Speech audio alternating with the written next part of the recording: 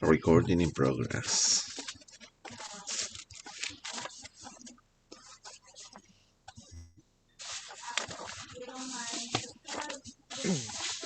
Amén. Ahora vamos a orar la palabra, ¿cierto? Sí, lo va a hacer Nicolás. Ya.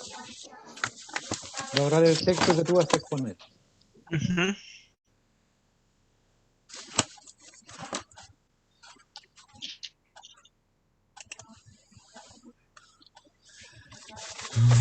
Entonces, ¿empiezo? Sí, por Ya, favor. bueno. Dios habla hoy. Santiago 1, 14 al 27.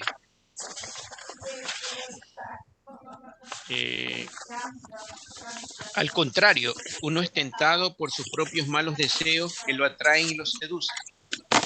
De estos malos deseos nace el pecado, y del pecado, cuando llega a su completo desarrollo, nace la muerte. Amado Señor, te damos gracias por este tiempo de poder estar en comunión con nuestros hermanos y en este momento también delante de tu presencia queremos pedirte perdón porque muchas veces dejamos que nuestras pasiones, nuestro viejo hombre prevalezca sobre el nuevo y nos sentimos derrotados, a veces nos sentimos débiles, caídos. Gracias, buen Dios, porque tú nos entiendes y queremos más de tu presencia en nuestras vidas, que nos fortalezca por medio de tu palabra para estar preparados de mejor manera para enfrentar los dardos del enemigo.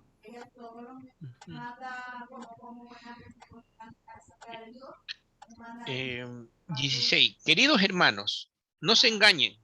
Todo lo bueno y perfecto que se nos da viene de arriba, de Dios, que creó los astros del cielo. Dios siempre el mismo. En él no hay variaciones ni oscurecimientos. 16, 17. ¿Alguien? Señor, gracias te damos porque todo lo bueno, todo aquello que es bendición, proviene de ti, que sabemos que tú eres quien provee para nuestras vidas.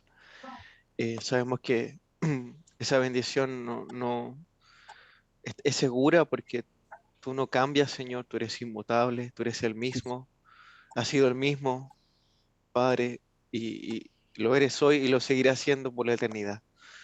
Y gracias también, y te pedimos también, Padre, que nos ayudes a ver la luz, a no engañarnos a nosotros mismos, como dice aquí tu palabra. Amén. Amén. 18. Él, porque así lo quiso, nos dio vida mediante el mensaje de la verdad, para que seamos los primeros frutos de su creación. Recuerden esto, queridos hermanos. Todos ustedes deben estar listos para escuchar. En cambio, deben ser lentos para hablar y para enojarse. Señor, reconocemos en esta hora la importancia de lo que tú has hecho en nosotros al darnos vida, vida espiritual, la que nos orienta también, Señor, en el buen vivir y el buen hablar también.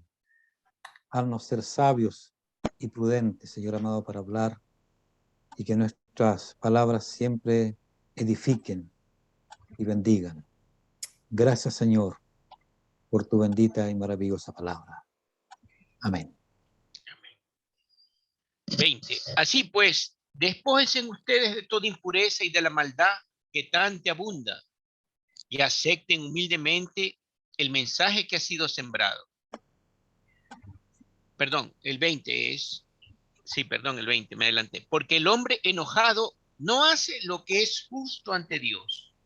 Así pues, despójense ustedes de toda impureza y de la maldad que tanto abunda, y acepten humildemente el mensaje que ha sido sembrado, pues ese mensaje tiene poder para salvarnos. Señor que estás en los cielos, gracias por tu santa palabra, Señor. Ayúdanos, Señor, a vencer la maldad que nos rodea. Danos conciencia de pecado. De esta manera podemos darnos cuenta si estamos obrando mal, Señor. Ayúdanos en esto, Padre Santo, porque somos imperfectos. Vamos camino a la perfección, pero necesitamos tu iluminación, Padre Santo, a ser flexibles y humildemente aceptar aquellas cosas que tal vez nos hemos equivocado y que debemos cambiar. Gracias por todo, Señor, en el nombre de Jesús. Amén. 22-23 dice, pero no basta con oír el mensaje, hay que ponerlo en práctica, pues de lo contrario, se estaría engañándose ustedes mismos. El que solamente oye el mensaje y no lo practica es como el hombre que se mira la cara en un espejo. Señor, ayúdanos. Sabemos que tú quieres que pongamos en práctica lo que aprendemos de tu palabra cada día. Danos la fortaleza para hacerlo cada día, para ser cada día más como tú quieres, para, Señor, honrarte cada día más, para cada día parecernos más a ti y que el mundo pueda ver, Señor, en nuestras acciones, tu presencia y tu poder. En el nombre de Jesús. Amén. Amén. 24 y 25 dice, se ve a sí mismo, pero en cuanto da la vuelta, se olvida de cómo es. Pero el que no olvida lo que oye, sino que se fija atentamente en la ley perfecta de la libertad y permanece firme cumpliendo lo que ella manda, será feliz en lo que hace.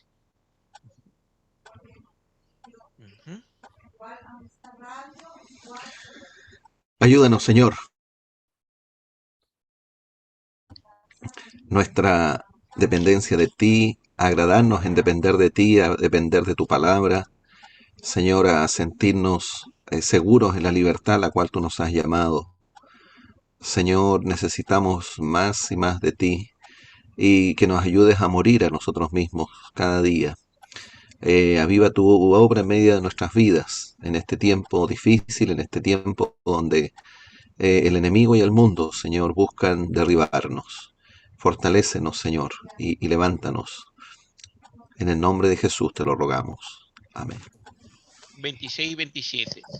Si alguno cree ser religioso, pero no sabe poner freno a su lengua, se engaña a sí mismo y su religión no sirve para nada. La religión pura y sin mancha delante de Dios, el Padre, es esta: ayunar a los huérfanos y a las viudas en sus aflicciones y no mancharse con la maldad del mundo.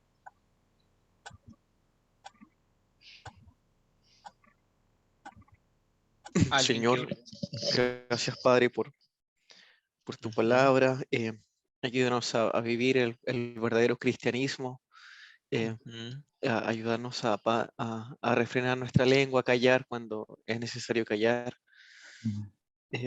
Aunque a veces tenemos todas las ganas de decir muchas cosas, pero ayúdanos a refrenar eso, Señor, a controlarnos, a tener ese dominio propio en nuestra vida, con quien nos relacionamos, Señor, en la iglesia, con los hermanos, en la familia, en todo momento, Padre.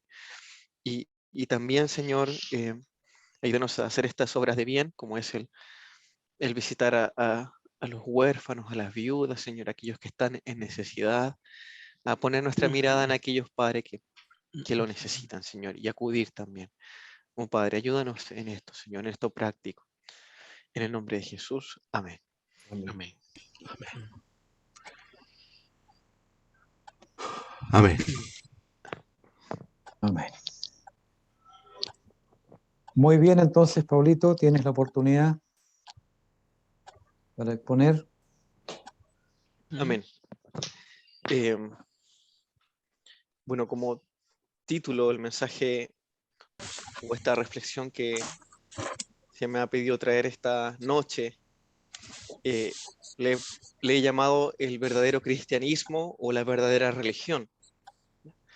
Y de manera introductoria podemos decir que aquí en Santiago, en esta epístola, nos encontramos con una carta, y como ya lo hemos visto quizás en sesiones anteriores, una carta que es eminentemente práctica, ¿no? Y que se diferencia de otras epístolas del Nuevo Testamento, ya que pone énfasis inmediatamente en la obediencia y en el servicio.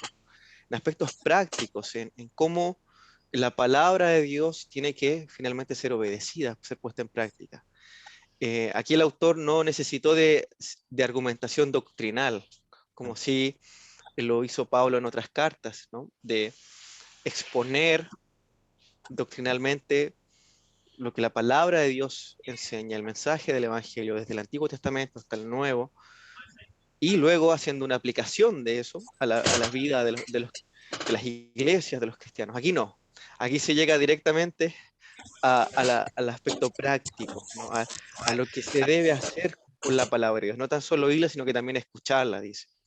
Entonces el autor da por sabido todo esto y ahora aboga y pide que demos un paso allá, que vayamos un paso allá, no quedarnos solo en escuchar.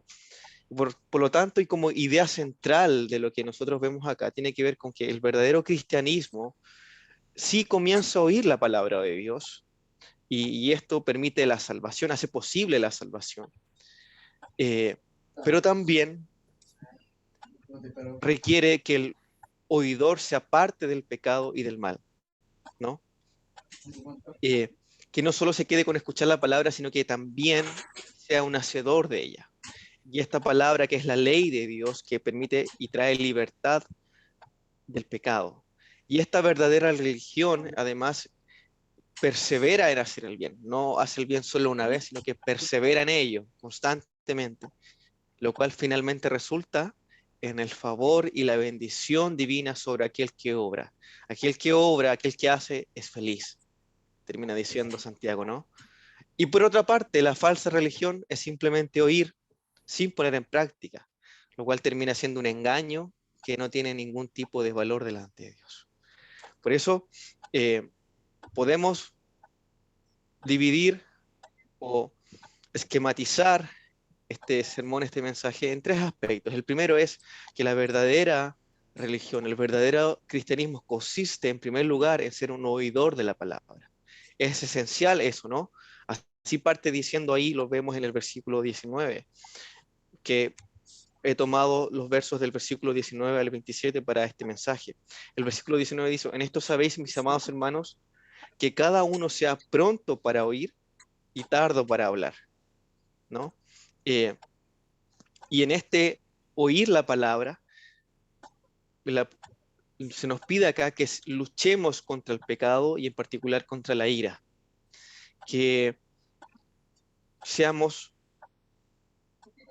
y que escuchemos con humildad y en silencio. Y esto es algo que, como leemos en Santiago se parece mucho a aquellos libros como Proverbios, como Eclesiastés, ¿cierto? Que dan ejemplos prácticos.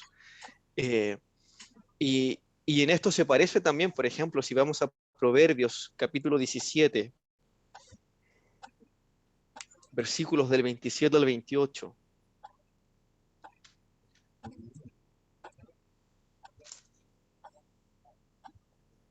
Encontramos lo que dice a continuación: el que retiene sus palabras tiene conocimiento, y el de espíritu sereno es hombre entendido.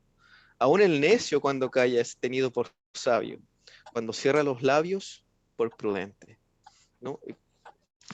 El autor aquí de Santiago, como les conocemos nosotros, aboga por esto, ¿no? Hacer oidores antes que hablar, antes que irrumpir rápidamente con una respuesta, es quedarnos en silencio y en humildad, ¿cierto? Luchar contra ese orgullo, escuchar la palabra del Señor.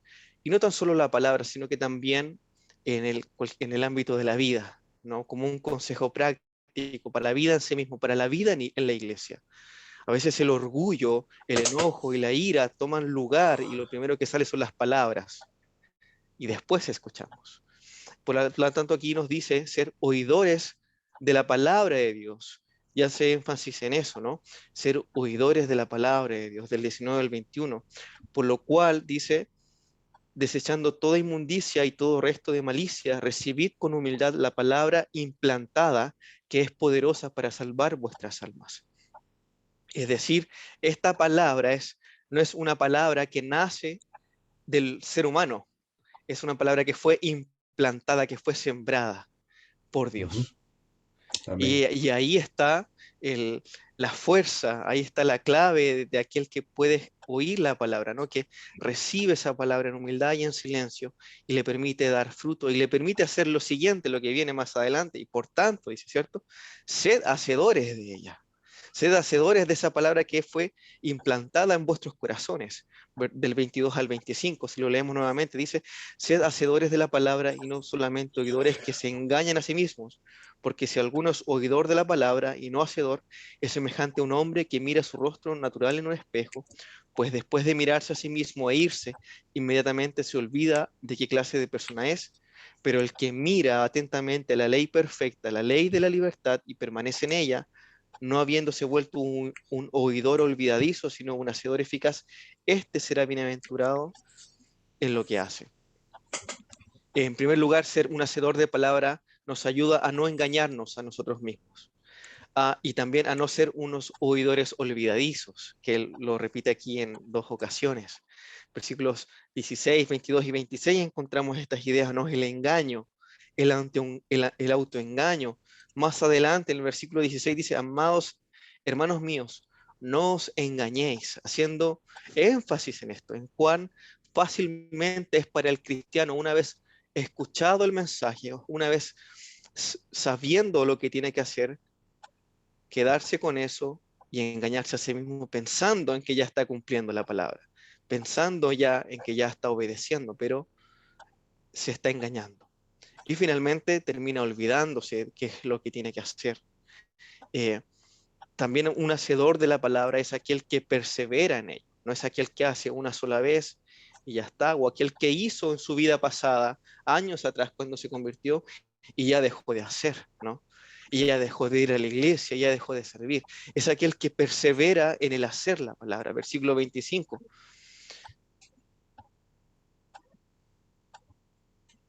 Dice, en la ley de la libertad y permanece en ella.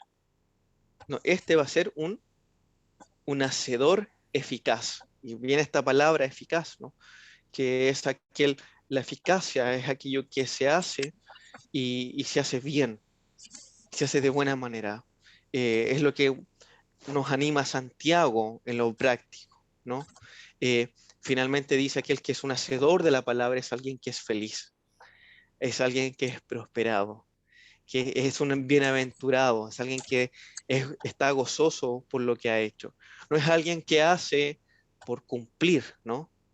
No es alguien que hace por un cargo de conciencia, de saber que tiene que hacerlo, sino que es alguien que obra y hace porque su corazón está feliz, en respuesta, ¿no?, a la palabra que ha sido implantado en su vida. Un hacedor eficaz. Finalmente decimos que, como quizás concluye Santiago esta sección, la verdadera religión es aquella que está delante de Dios, que está delante de Dios en pureza, versículos 26 y 27, ¿no? Dice, 27, la verdadera religión es aquella que es pura y sin mancha o sin mácula, dice otras versiones, en pureza, que se presenta transparente delante de Dios. Sabe, aquel que oye y hace, sabe que está en todo momento, es consciente, está delante del Dios Todopoderoso que todo lo ve, que de todo va a pedir cuentas, de todo lo que aprendemos, Él va a pedir cuentas un día. Por lo tanto, se mantiene en pureza. Esa es la verdadera religión. Se purifica a sí mismo y controla su lengua. Y esto de la lengua es quizás una introducción a lo que va a venir a decir Santiago más adelante en la epístola, ¿no? Cómo este pequeño parte del cuerpo puede provocar un gran incendio dentro de la iglesia o dentro de la familia cuando no se controla. El dominio propio, la lengua. Y también dice la verdadera religión consiste en hacer buenas obras. Y acá, como tiene muy presente Santiago, probablemente Santiago está dirigido a cristianos hebreos, como dice al inicio, ¿cierto? Las 12 tribus que están en la dispersión, aquellos cristianos judíos que se convirtieron al cristianismo. También al final de este versículo 27 encontramos estos dos elementos, visitar a los huérfanos y a las viudas, ¿no? no está diciendo aquí que la verdadera religión o el verdadero cristianismo consiste solo en estas dos cosas. Bueno, ¿y dónde está la enseñanza? ¿No? ¿Y dónde están los presos? Se olvidó de los presos. No está diciendo que es solamente eso, sino que está recordando, ¿no?, lo que leemos, por ejemplo, en Isaías 1, del versículo 11, 16 y 17. Lo vamos a leer aquí.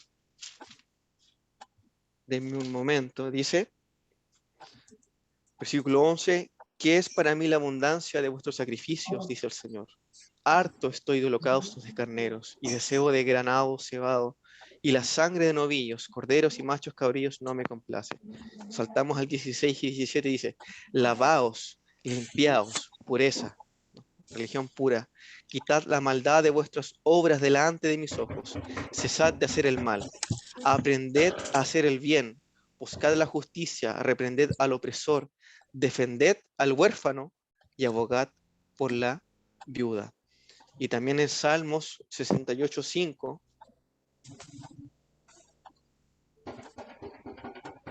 encontramos esta misma idea.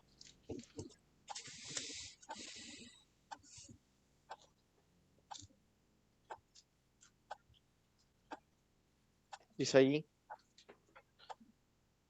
Padre de los huérfanos y defensor de las viudas, es Dios en su santa morada.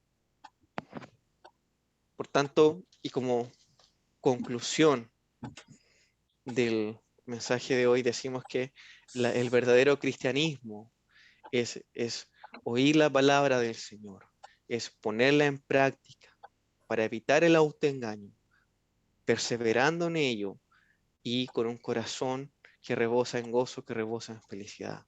Y esto se hace delante de Dios, conscientes de ello, conscientes que estamos delante del Dios Santo, Todopoderoso, que nos pide que hagamos buenas obras, que seamos y vivamos la palabra que Él ha implantado en nosotros. Amén.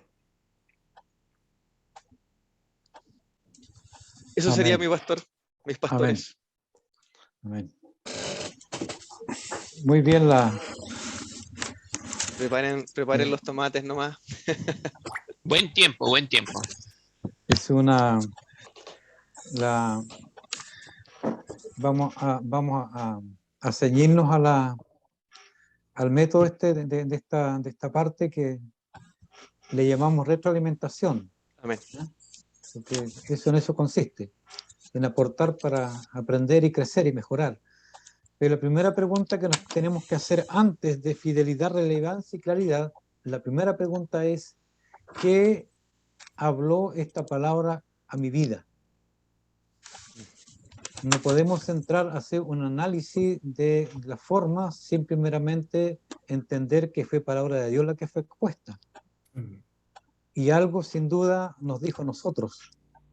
Y es bueno que podamos también reflexionar y compartir qué me dijo la palabra a mí, particularmente el día de hoy.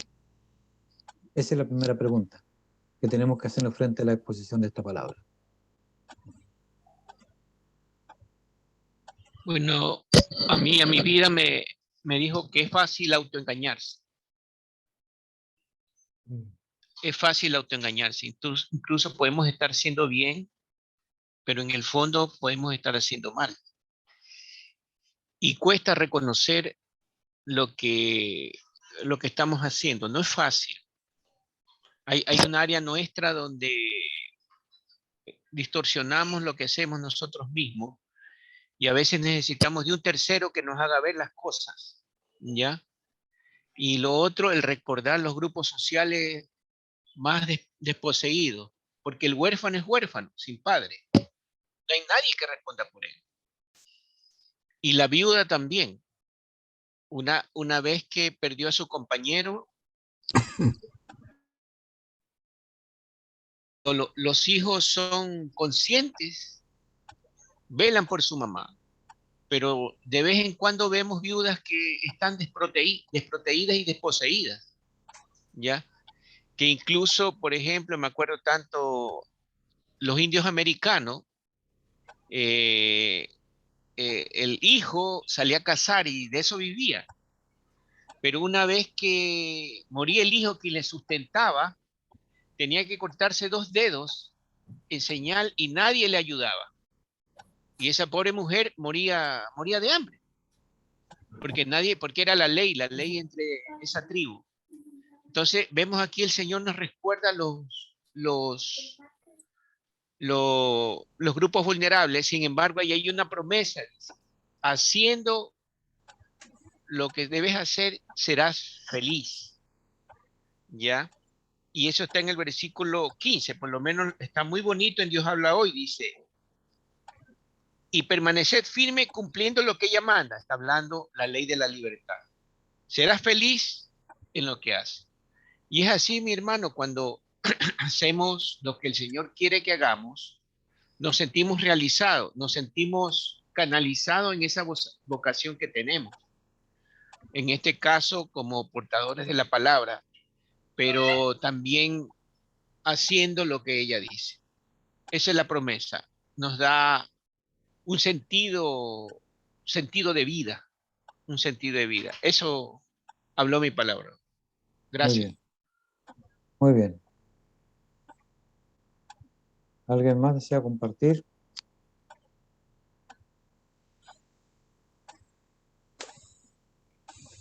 Ahí es donde dice justamente en la primera parte del mensaje, el primer punto, donde enfatiza y dice que la verdadera religión es oír atentamente la palabra del Señor.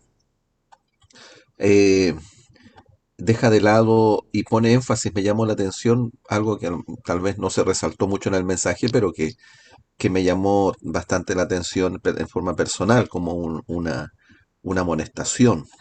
Dice que tienes que ser tardo para hablar y también dice tardo para enojarte, porque creo que esta es una de las lecciones grandes que tenemos que aprender en la vida cristiana, es aprender a callar y aprender a, a alargar la mecha, no ser de mecha corta, sino que demorarnos en enojarnos, en molestarnos.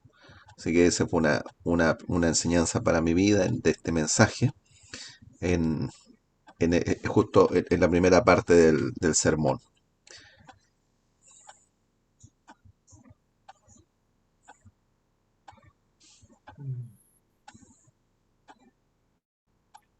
Muy bien. ¿Alguien más?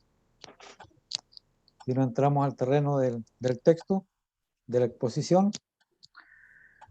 Son 3 las, diríamos, las pautas que tenemos por las que tenemos nosotros que medir el desarrollo del mensaje: la fidelidad, la relevancia y la claridad. Cuando hablamos de fidelidad, estamos hablando de cuán fiel fue la exposición al texto, en términos de explicar el texto y también de utilizar otros textos. ¿Cómo se vio esa parte? ¿Fue Muy fiel buena. al texto? Creo que fue muy fiel al texto. Yo marqué que, por ejemplo, la primera parte, los versículos 14 al 17 no fueron considerados y cerró bien el tema porque como que daba para desviarse, así que lo cerraste bien, Paulito, en el tema de ir digámoslo así, saltando esos versículos, irte desde el 19 en adelante. Ya, eso me llamó la atención que hiciste eso y te mantuviste muy apegado a ese texto.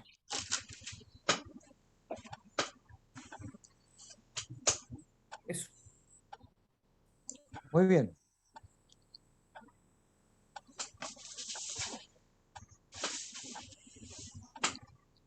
¿Fue relevante?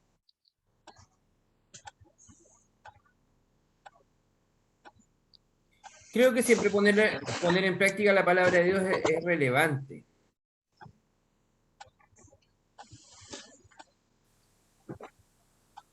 ¿A qué se nos desafió en la palabra?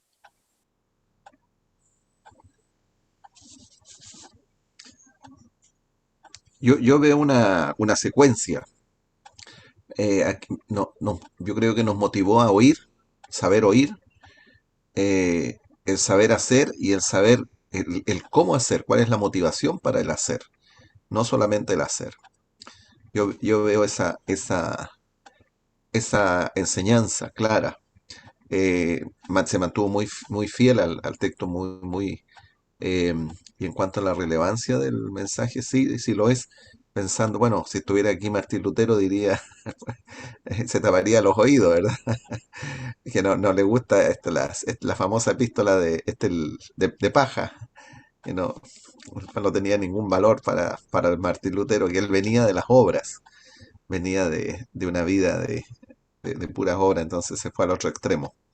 Pero aquí nos invita a mantener ese punto de equilibrio entre la fe y las obras. Yo creo que aquí me voy a reservar un punto, pero lo voy a relacionar con lo que yo voy a exponer después.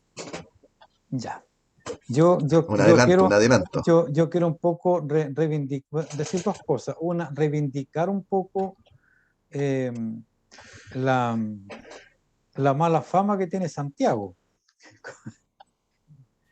Una de los talleres que tuvimos nosotros en Lima, cuando trabajamos un poco esta temática, se hizo un interesante paralelo entre la Carta de Santiago y el Sermón del Monte. Y hubo una increíble similitud y un complemento que valida plenamente. Quedan, o sea, prácticamente lo que hace Santiago es repetir el Sermón del Monte. Wow. Se fue interesante eso. Tengo ¿Oíste, por ahí Lutero? algo escrito, tengo por ahí algo escrito sobre eso, se los voy a hacer llegar para que lo tengan. Amén. Eso es una cosa. Y lo otro es que yo quería mencionar, me reservé el tema de la claridad. ¿Por qué? Porque yo vi un título, vi una idea central, vi una introducción al sermón, una introducción que tuvo que ver con el texto, porque como hemos dicho antes, la gente no hizo el estudio que nosotros hicimos en el texto, porque la gente desconoce el contexto del texto. Y en este caso importante, aquí el contexto del libro, y eso se hizo. ¿Ya? La introducción consiste en eso, en colocar el pasaje en el contexto en el cual estaba, que es justamente la carta, como dijo bien Pablo, con el énfasis de la carta. Esa parte la hizo muy bien Pablo. Claro, entonces yo estoy rescatando todo eso. Y luego, en la estructura, sí había una estructura también, una estructura que también era progresiva. ¿Se acuerdan que vimos también el tema de la progresión? ¿Ya? Que el mensaje va avanzando, porque y aquí está clara la progresión, porque yo no puedo hacer si no escucho primero. Por eso que primero el oír, después el hacer, esa es progresión. Entonces, identificar esas progresiones es muy importante porque le da dinámica al desarrollo del mensaje y uno sigue un poco el hilo del pensamiento del escritor. Así que yo diría que en términos de claridad, hablando de la exposición en sí, yo al menos la encontré apegada a lo que hemos estado trabajando. Y eso, el contenido puede ser discutible porque nunca uno va a abarcar todo, pero al menos yo puedo percibir que él desarrolló el sermón de acuerdo a lo que hemos trabajado, porque esa es la idea. Claro, esa es la idea, poder entender cómo se desarrolla el sermón en términos de claridad.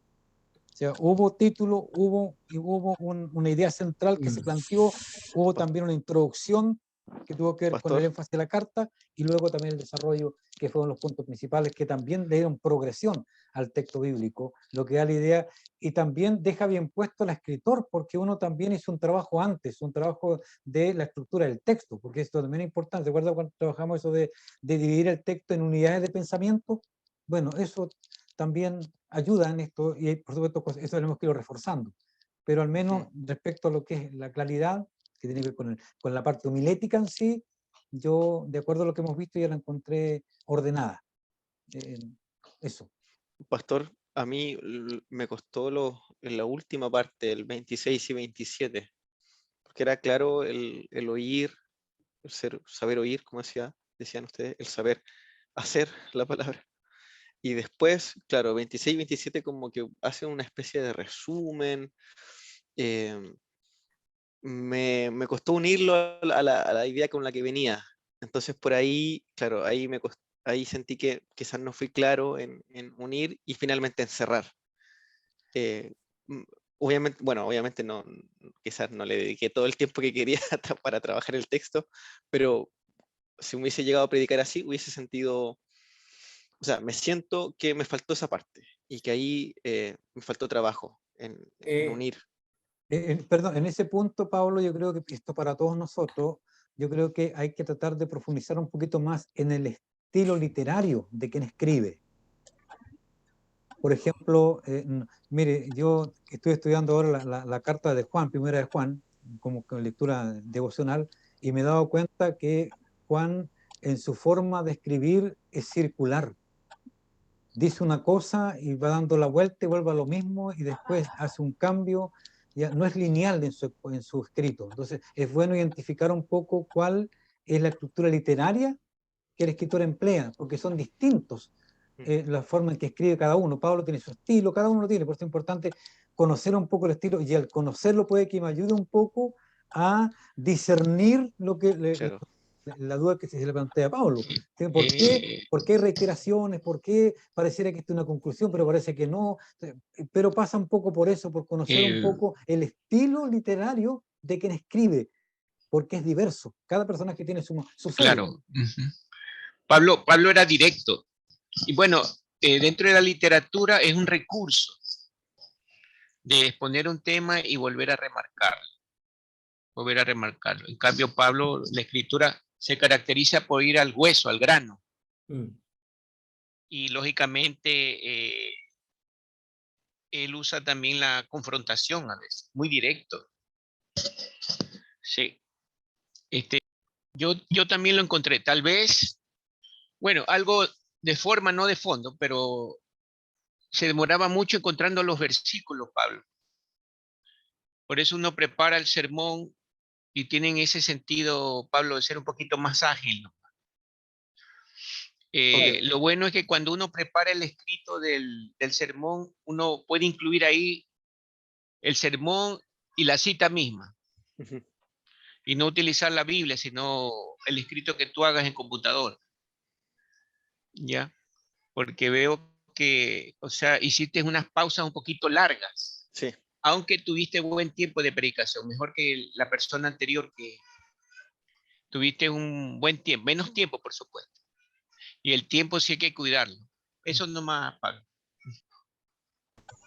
Bueno, es una...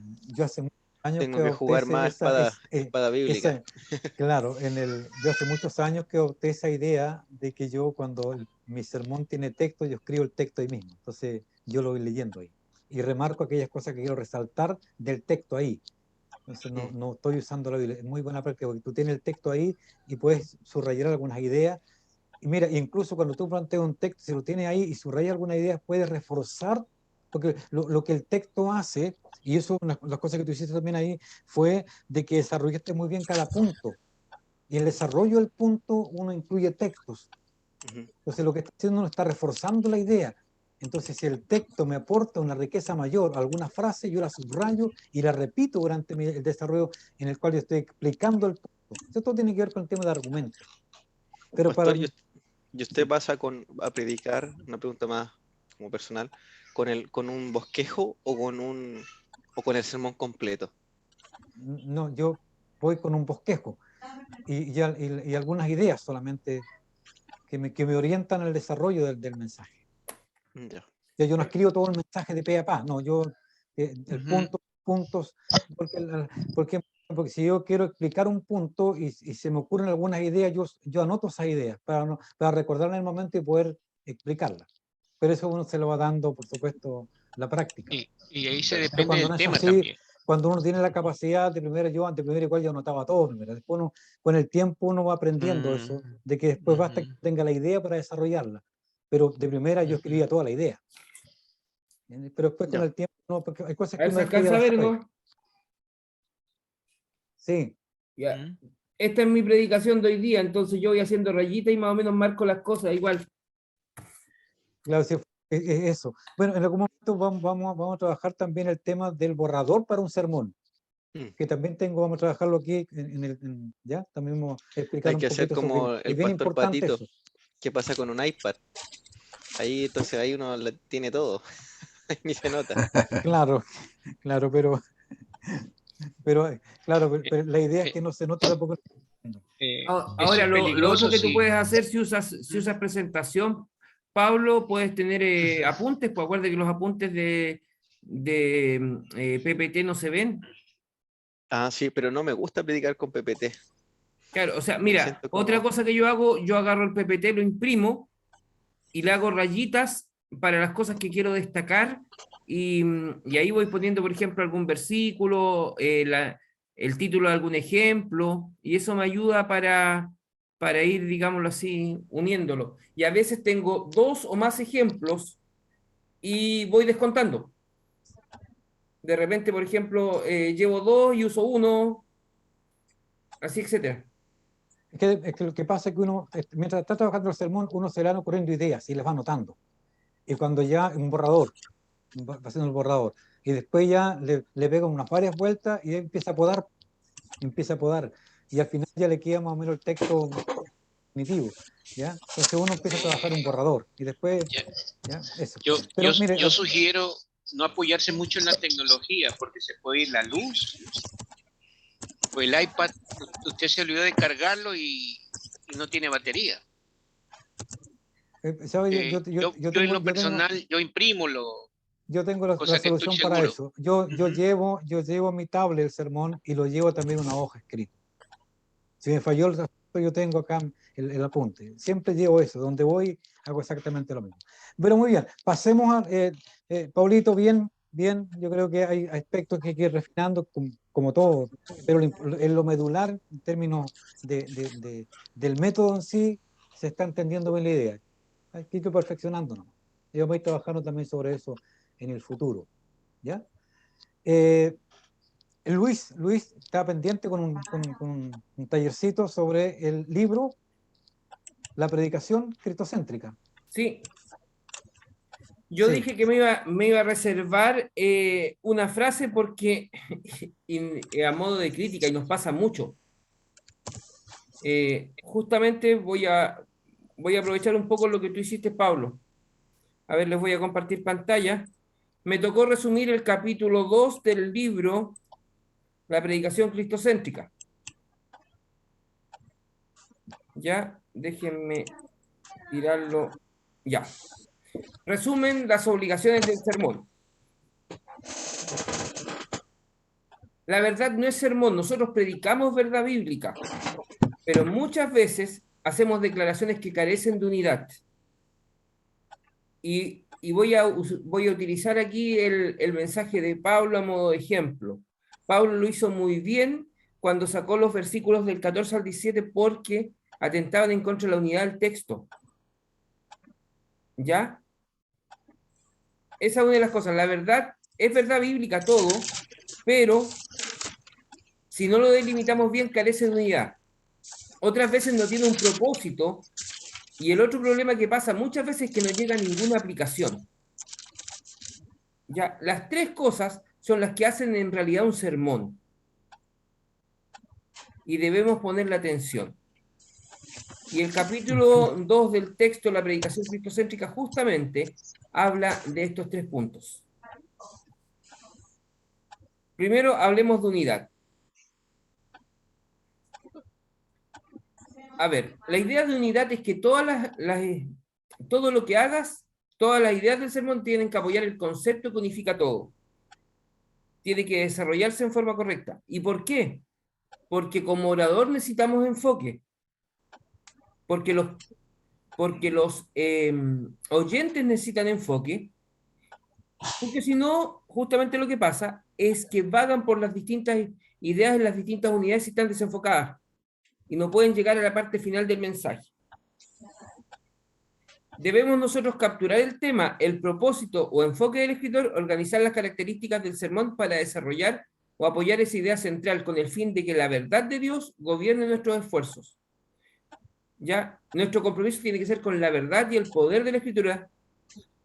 Esto significa que tenemos que decir la verdad de lo que dice la Biblia, y para eso tenemos que dividirlo bien en una unidad.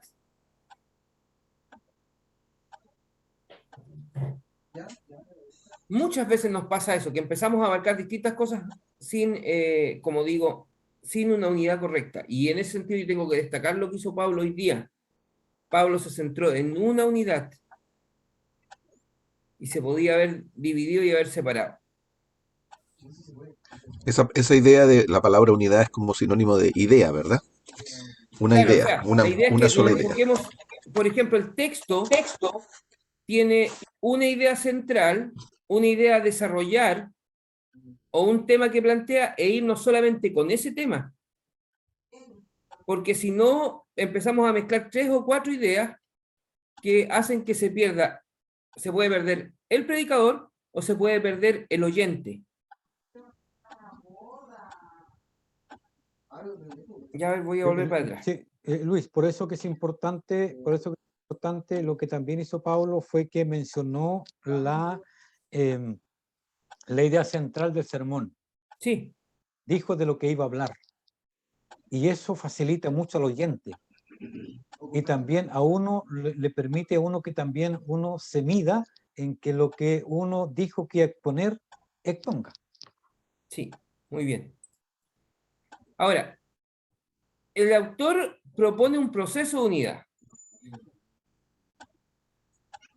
¿Qué dice? Que tenemos que leer y digerir bien el pasaje para determinar la unidad del texto, que lo hemos trabajado durante todo este tiempo. Y vuelvo a destacar, Pablo determinó la unidad del texto, como dice identificó el tema y por ahí se fue y no se tiró por los otros lados. Y esto, digámoslo así, la unidad se esfuerza porque la comunicación sea eficiente y eficaz. Miren, quiero usar un ejemplo de mi hija. En algunas predicaciones me encanta conversar con mi hija mayor. Y mi hija mayor es muy de anotar las cosas de los mensajes, desde muy chica. Pero cuando hay varias unidades, me dice, tenía tantas cosas que me perdí. Pero es increíble cuando ella entiende esa unidad, las cosas que saca en sus apuntes. Entonces tenemos que esforzarnos por esta unidad para hacer la comunicación eficiente y eficaz de la verdad bíblica. Segunda cosa que nombra el libro es el propósito. Y aquí hay algo bien interesante. Porque habla de dos propósitos. Habla del propósito del autor y el propósito del Espíritu Santo al incluirlo en el texto. Que no necesariamente es lo mismo.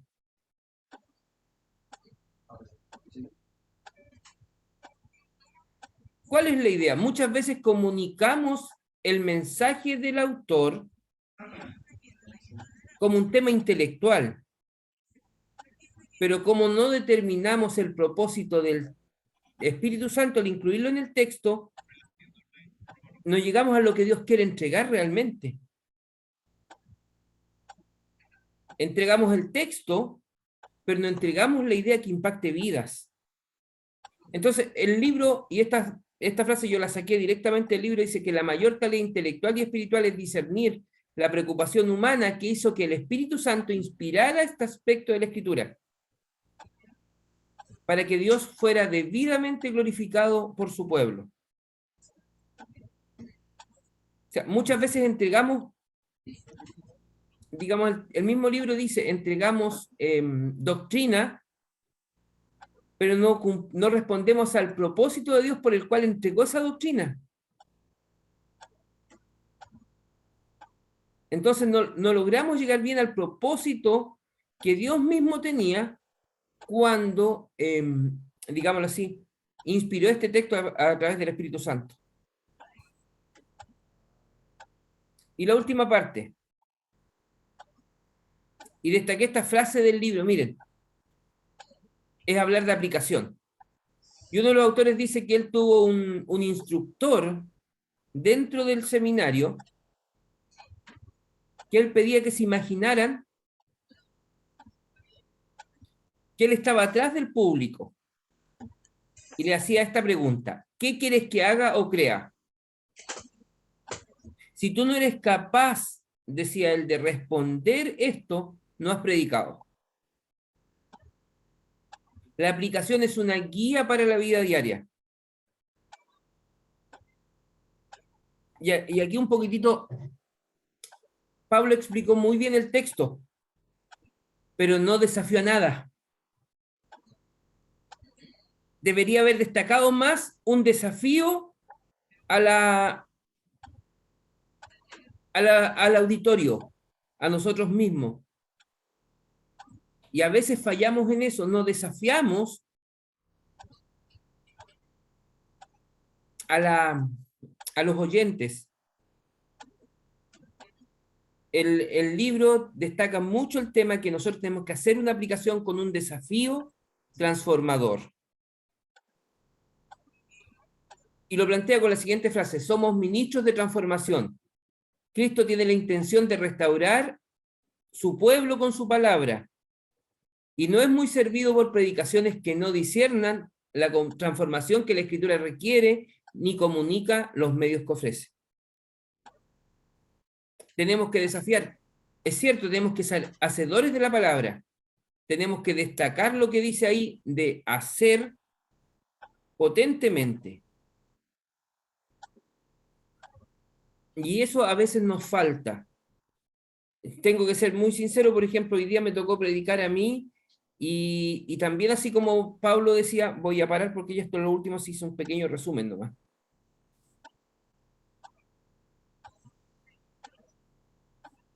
Yo también salí con gusto a poco hoy día de la predicación que hice en Quillota.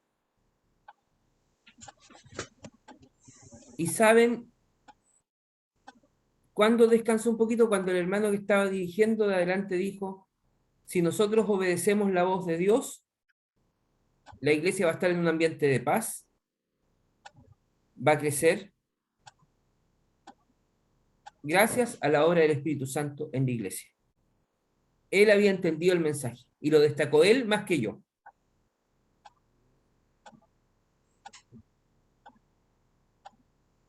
Y eso me llamó profundamente la atención. No bajé, como digo, tan conforme de mi predicación del día de hoy. Ese es más o menos un resumen del capítulo 2 del texto.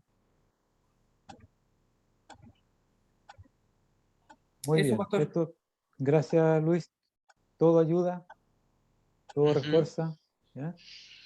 Así que gracias, Luis, por eso y por el tiempo también que pudimos tener el día de hoy. Antes de orar, porque quiero que oremos al final mejor, podamos ya precisar un poco los anuncios para la próxima reunión. ¿Cuándo? ¿Quién y cómo? La próxima reunión, veamos la fecha primero, ¿les parece?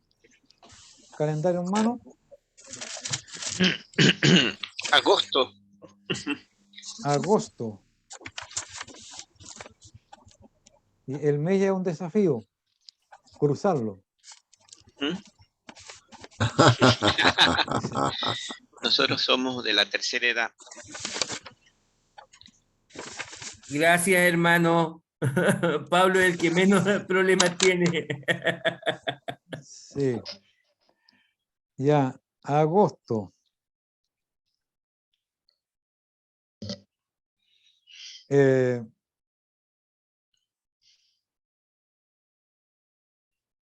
Yo sugiero dos fechas en las que yo puedo estar, y es el 14 y el 28. 14 y 28. No tengo nada, ninguna de las dos fechas. Pastor Elías, usted parece que tiene que revisar ahí. 14 o 28, podría. no y, sino o 28. Y o 28. Sí, pueden ser cualquiera de las dos fechas por la hora. Sí, tengo otras cosas, pero es temprano. ¿Con cuál nos quedamos? Yo sugiero el 14. Si hay algún problema, pasamos al 28. ¿A quién le corresponde exponer la próxima reunión? Creo que me toca a mí. Ya, Nicolás, muy bien. Capítulo 2 del 1. Ya. Nicolás Sí. entonces expone en la próxima reunión. Lo Al 1 al dejamos 13. entonces, dejamos entonces para el 14. ¿Ya? No ¿Ya? está Patricio, no sé. No, pero él no creo que tenga problema. Ya. Sí, por la hora no debería tener. No debería. Y si hay alguna actividad de iglesia, el pastor debería saber, Pastor Elías, así que si no, Exacto. así que no.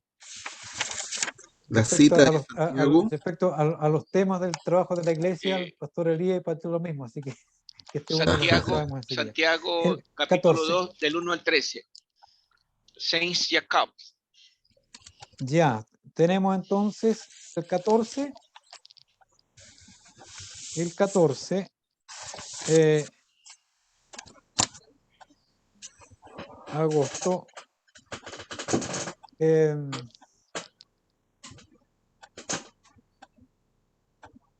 ¿Podrías tú, Pablo, la próxima reunión orar la palabra? Guiarnos en la oración del... Amén. ¿Sí? Sí. La idea es, bueno, orar el texto que va a predicar Nicolás. Ujú. Ese es el texto. Quiero hacer referencia respecto a eso. ¿Cuántos versículos tiene el texto? 13. 13 versículos. 13 versículos, sí. Ya. Ujú. No Ya. es largo ni corto. Ya. Sería bueno,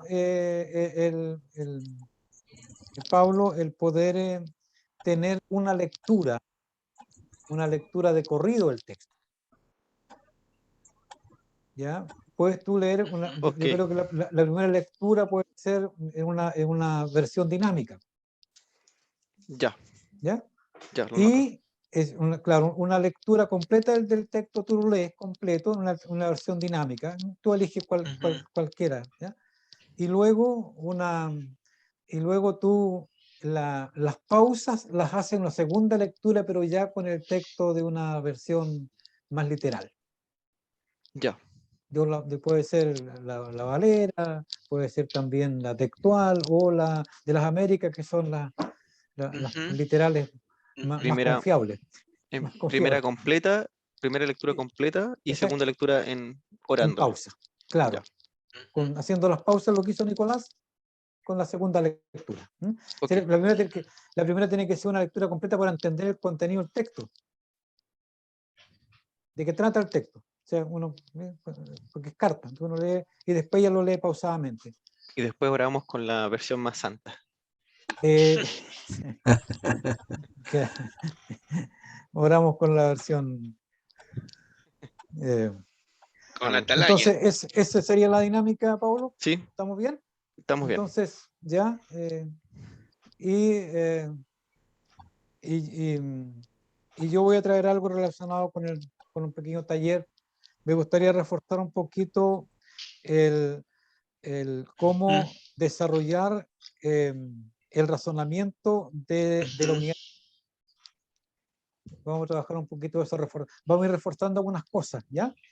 Esto tiene que ver un poco cómo desarrollar el razonamiento de la unidad textual, ¿ya? Cómo yo puedo lograr comprenderla, porque a la medida que yo comprendo la unidad textual voy a entender, ¿cierto?, en cuántas partes se divide y cuáles son las ideas principales. Entonces voy a reforzar un poquito eso, porque es muy importante, ¿ya? Trabajar todo lo que tiene que ver con la unidad textual, ¿ya? Que cada uno trabaja, ¿no? Muy bien, ¿estamos entonces? Amén. estamos. Pastor Luis, ¿estamos bien? Llegó nuestro pastor Andrés también de Bienvenido. oyente. Ya. Bienvenido, Andrés. Bienvenido, Andrés.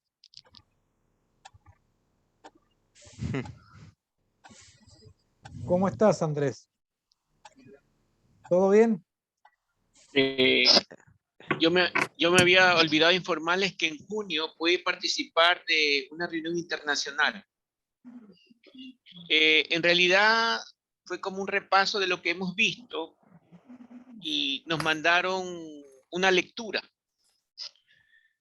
Perdóneme si no leí la reunión anterior, pero igual faltaba personas, pero ahora están, bueno, excepto Patricio.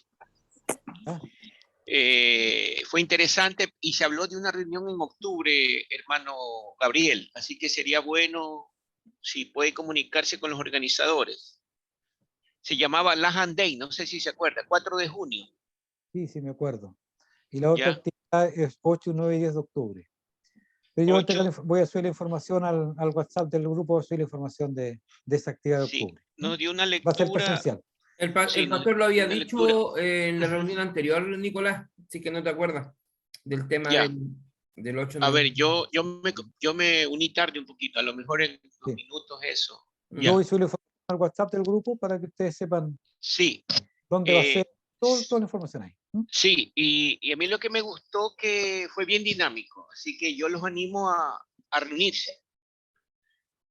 Fue bien dinámico, o sea, todos los que participaron sabían lo que tenían que hacer y la reunión fue rápida. Ya, voy a finalizar la grabación porque estos Sí, son detalles. ok. Ya, sí.